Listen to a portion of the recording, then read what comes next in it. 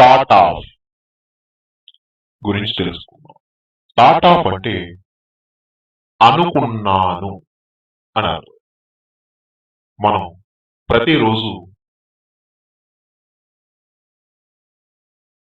ఎన్నో పనులు చేస్తూ ఉంటాం కదా.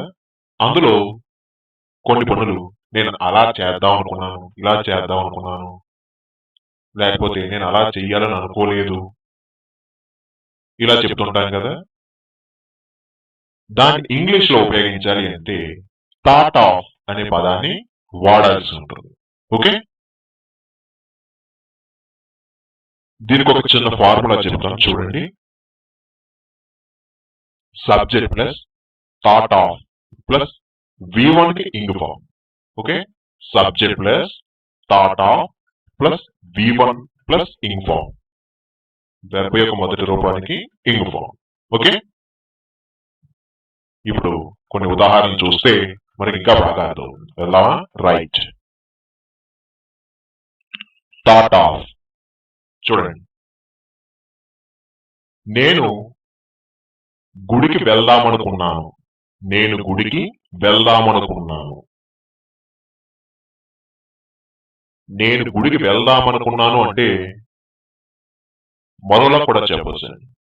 నేను గుడికి వెళ్ళాలి అని అనుకున్నాను అని కూడా చెబుతూ ఉంటాం కదా. అలా చెప్పిన, వెళ్దాం అనుకున్నాను అని చెప్పిన, ఇంగ్లీష్ లో I thought of going to temple. I thought of going to temple.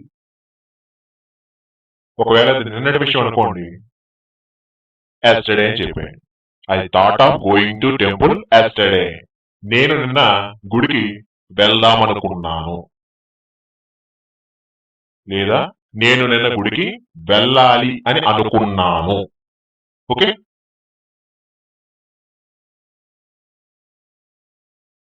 Next, నేను పరీక్షలు వ్రాద్దామనుకున్నాను. నేను పరీక్షలు వ్రాద్దామనుకున్నాను అంటే నేను పరీక్షలు వ్రాయాలనుకున్నాను. ఓకే, ఇలా చెప్పిన కరెక్ట్. ఇంగ్లీష్ లో I thought of writing the examination. I thought of writing the examination. Okay, మీరు గుర్తుపెట్టుకోవాల్సింది ఐ థాట్ ఆఫ్ అనే సింపుల్ గా గుర్తుపెట్టుకుంటే మన ఫార్ములా ప్రకారం ఈజీగా మీరు ఫ్రేమ్ చేయొచ్చు ఇటువంటి వాక్యాలు ఎన్నైనా సరే. I thought of writing the examination. Next, నేను ఒక కొత్త ఫోన్ కొందామనుకున్నాను. నేను ఒక కొత్త ఫోన్ కొందామనుకున్నాను అంటే ఇంగ్లీష్ లో I thought of buying a new phone. I thought of buying a new phone, ఆ న్యూ మొబైల్. నేను నా పాత అపార్ట్మెంట్ అమ్మేద్దామనుకున్నాను.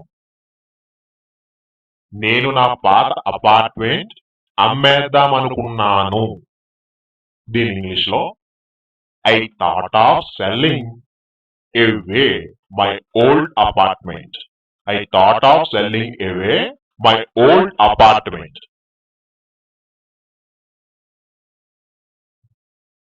నెక్స్ట్, ఇక్కడ చూడండి, మనం ఇప్పటి వరకు చూసినవి పాజిటివ్. ఓకే, మరి దాన్ని నెగిటివ్ లో మాట్లాడాలి అనుకున్నప్పుడు చూడండి,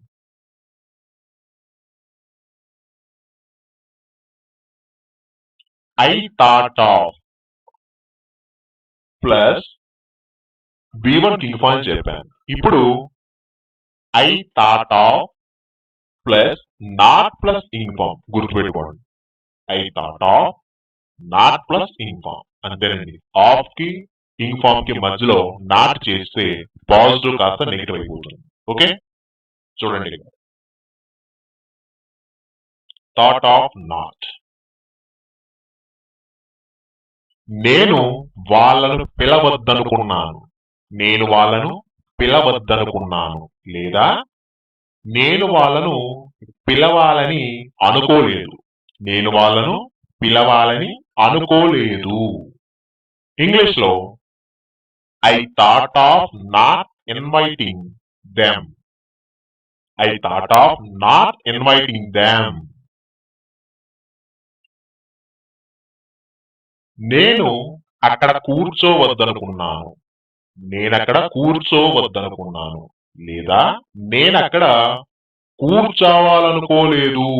నేనక్కడ కూర్చోవాలనుకోలేదు. ఇంగ్లీష్ లో I thought of not sitting there. I thought of not sitting there. Next నేను ఆమెతో మాట్లాడొద్దనుకున్నాను. నేను ఆమెతో మాట్లాడొద్దనుకున్నాను. లేదా నేను ఆమెతో మాట్లాడాలనుకోలేదు. నేను ఆమెతో మాట్లాడాలనుకోలేదు. ఇంగ్లీష్ లో I thought of not talking to her. I thought of not talking to her. Next నేను ఆ సినిమా టీవీలో చూద్దామనుకోలేదు. నేను ఆ సినిమా టీవీలో చూద్దామనుకోలేదు. లేదా నేను ఆ సినిమాను టీవీలో చూడాలనుకోలేదు. నేను ఆ సినిమా టీవీలో చూడాలనుకోలేదు. ఇంగ్లీష్ లో I thought of not watching that movie on TV. I thought of not watching that movie on TV. Okay, అర్థమవుతుంది కదా? అదే ఇప్పుడు did ఉపయోగించి చెప్పాలి. నెగిటివ్ లో నాట్ కాకుండా డిడ్ కూడా ఉపయోగించవచ్చు. అది ఎలా అంటే చూడండి, నేను ఆమెను పిలవాలనుకోలేదు. నేను ఆమెను పిలవాలనుకోలేదు. ఎప్పుడైతే మనం డిడ్ అనేది ఉపయోగించాల్సి వచ్చిందో ఒక్కసారి సింపుల్ పాస్ట్ గుర్తుపెట్టుకోండి. డిడ్ వచ్చింది అంటే వెర్బ్ అనేది మొదటి రూపం వాడాలి. అవునా? అదే ఫార్ములా ఇక్కడ కూడా చూడండి. I did not think of inviting her. నేను ఆమెను పిలవాలనుకోలేదు. I did not think of inviting her.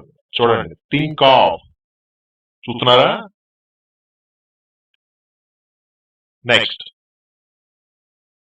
నేను మిమ్మల్ని కలవద్దనుకున్నాను. అంటే కలవాలని అనుకోలేదు అన్నమాట. నేను మిమ్మల్ని కలవాలనుకోలేదు. ఇంగ్లీష్ లో I did not think of meeting you. I did not think of meeting you. నిన్న అని చెప్పాలంటే ఎస్టర్డే అని పెట్టేది. అప్పుడు ఏమవుతుంది? I did not think of meeting you yesterday. నేను నిన్న మిమ్మల్ని కలవాలనుకోలేదు. నెక్స్ట్ నేను ఆ వ్యక్తితో మాట్లాడొద్దనుకున్నాను.